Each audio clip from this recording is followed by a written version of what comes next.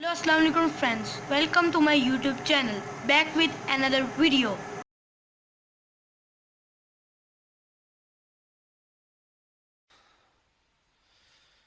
Students हम बात करेंगे truth sets are link between set theory and logic के ऊपर। मतलब कि जैसे कि आप सेट थ्योरी से तो वाकिफ ही हैं कि हमारे पास एक सेट क्या होता है, कलेक्शन होती है, कॉम्बिनेशन होती है, जो हमारे पास डिफरेंट ऑब्जेक्ट्स हैं, थिंग्स हैं, उनको हम एक जो हमारे पास मिडिल ब्रैकेट होती है या जो हमारे पास ब्रेसेस होते हैं उसके अंदर हम इन्हें इनक्लोज कर लेते हैं, जिसमें एक रिपीटिशन नहीं होती। जैसे कि मैंने 1 2 3 4 5 और 6 ये 6 नंबर्स को कलेक्ट किया और ये तमाम डिफरेंट और एक स्क्वायर एक ब्रेसिस के अंदर इनको इनक्लोज कर दिया, तो ये एक मेरे पास सेट बन गया। ठीक है, अब जो हमारे पास लॉजिकली जो हम एक प्रोपोजिशन पेश करते हैं, जैसे एक पी एक प्रोपोजिशन है। ठीक है, अब प्रोपोजिशन जो है वो एक स्टेटमेंट का नाम होता है। जैसे मैं कहता हूँ कि इस्लामाबाद जो है वो is the capital of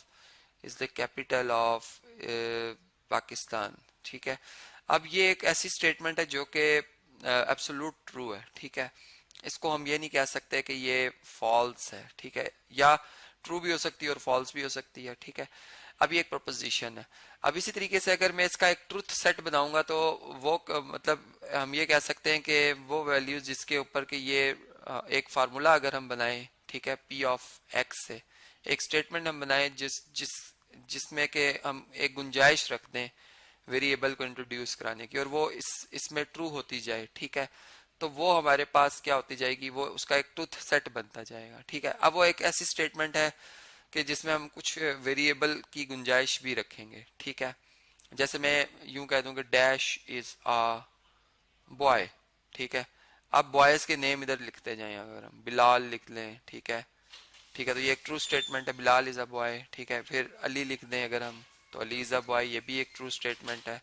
Jameel लिख लें, जमील इज अ बॉय, ये भी एक क्या ट्रू स्टेटमेंट है। मतलब कि अकॉर्डिंग टू वेरिएबल जो मैंने इसमें नाम बंदों के रख रहा हूँ, अब एक सेट बन जाए इसका और ये ट्रुथ सेट बन जाएगा इसका पी का। ठीक है, इसी तरह हमारे पास जो इसका निगेशन है, पी का निगेशन है, इसी स्टेटमेंट का जो हम ये कह सकते हैं कि उलट है, वो क्या हो सकता है कि मैं यूं कहूं कि इस्लामाबाद जो है is not a is not a capital of, यहाँ पे ऑफ भी मिसिंग था, ऑफ पाकिस्तान। ठीक है, तो ये गलत हो जाएगी स्टेटमेंट। ठीक है, ये इसका निगेशन है और इसकी जो ट्रू वैल्यूज है या इसका जो ट्रुथ सेट बनेगा, इसका जो ट्रुथ सेट बनेगा वो होगा जिसमें कि पी फॉल्स होगा। ठीक है, मतलब पी जिधर फॉल्स है वहां पर निगेशन पी क्या हो जाएगा, ट्रू हो जाएगा। ठीक है, अब वो वही बात है कि जैसे मैंने अगर अभी एक क्यू स्टेटमेंट लिखी थी कि dash is not a boy. ठीक है, अब मैं इज नॉट अ बॉय कर रहा हूँ, तो ये बेसिकली उस स्टेटमेंट की निगेशन है जो कि इससे पहले क्यू लिखी गई थी। क्यू क्या थी जी, डैश इज अ बॉय। ठीक है, तो अब इसके अंदर जो इसको ट्रू शो करेंगी या इसको जो फॉल्स शो करेंगी, ठीक है, जैसे मैं एक किरण लिख दूं, किरण किरण इज बॉय, अब ये फॉल्स है। लेकिन अगर मैं इधर किरण लिख दूंगा तो किरण इज नॉट अ बॉय, इसमें ये ट्रू हो जाएगा। ठीक है, तो कहने की बात यह है कि जिसमें क्यू फॉल्स होगा उसमें क्यू का जो निगेशन है वो ट्रू होगा। ठीक है, तो इस तरीके की जितना भी एक सेट बन जाएगा हमारे पास उसे हम ट्रुथ सेट ऑफ क्यू भी कह सकते हैं। ठीक है, मतलब truth set of negation Q जो है उसको कह सकते हैं हम। ये बात हमें पता चली।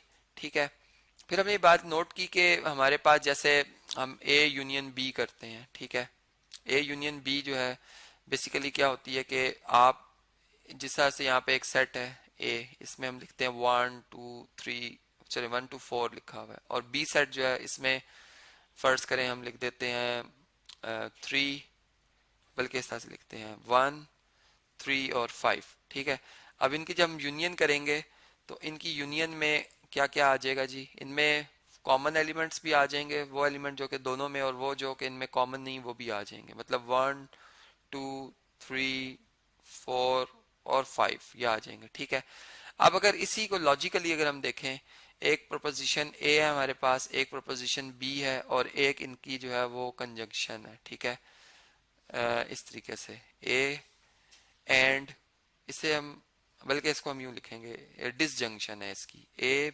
वी का सिंबल आता है बी, ये डिसजंक्शन है। अब डिसजंक्शन जो होती है, अगर एक ए प्रोपोजिशन हमारी ट्रू है, बी प्रोपोजिशन हमारी फॉल्स है, लेकिन जब हम इनकी डिसजंक्शन लिखेंगे, जिसे हम ए वी बी लिख रहे हैं या ए और बी लिख रहे हैं, तो इसमें और की कंडीशन, मतलब दोनों में से एक ट्रू है तो इधर ये स्टेटमेंट ट्रू है, ठीक है।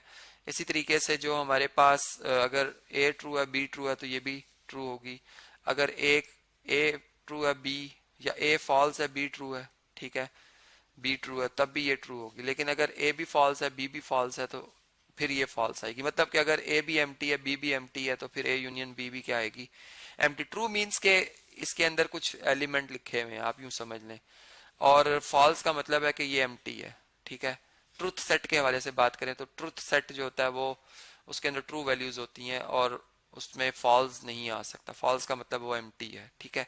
तो यहाँ से फिर हमें पता चला कि हमारे पास ये जो फंक्शन है, यहाँ पर जो ये डिसजंक्शन जो है फंक्शन, ये बेसिकली ऐसे ही है जैसे ए यूनियन बी है। इसको हम लॉजिकली इस तरह से इंटरप्रेट कर सकते हैं, ठीक है। और अब इसमें ये बात हम जानते हैं कि ए यूनियन बी और बी यूनियन ए हमेशा इक्वल होते हैं, ठीक है।